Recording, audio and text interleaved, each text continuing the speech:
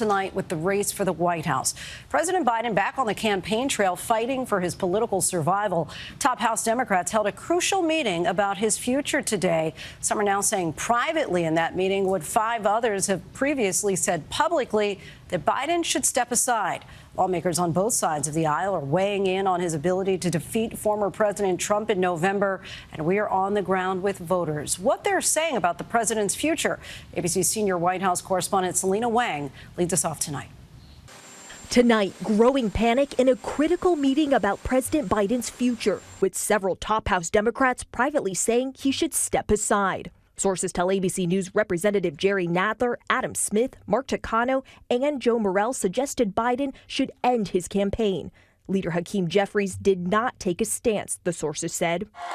But President Biden on offense, hitting the campaign trail in battleground Pennsylvania, fighting to save his own candidacy. And I, honest to God, have never been more optimistic about America's future if we stick together.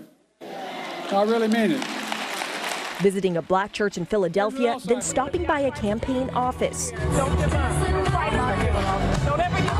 The president defiant, still confident in his party support.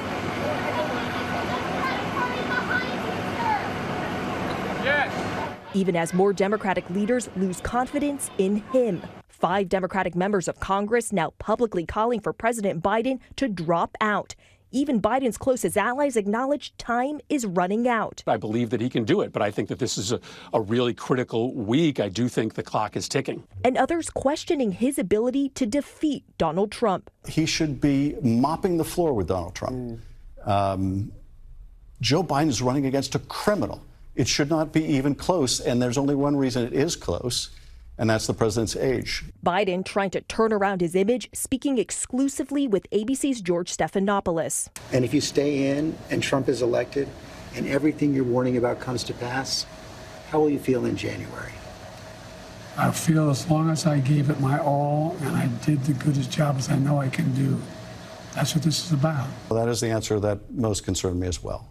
This is not just about whether he gave it the best college try, but rather whether he made the right decision to run or to pass the torch. Congressman Adam Schiff saying Vice President Kamala Harris, quote, very well could win overwhelmingly against Trump.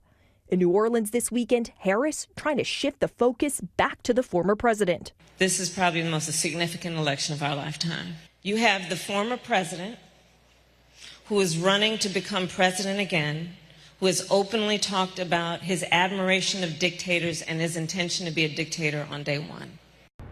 These next few days could be make or break. Congress returns on Monday. They'll be having more intense discussions about the president's future. It could open the floodgates for more to publicly call on the president to step aside. And all eyes will be on the president during the NATO summit, watching to see if he can show his leadership on the world stage. Lindsay? All right, Selena Wang from the White House for us. Thanks so much, Selena.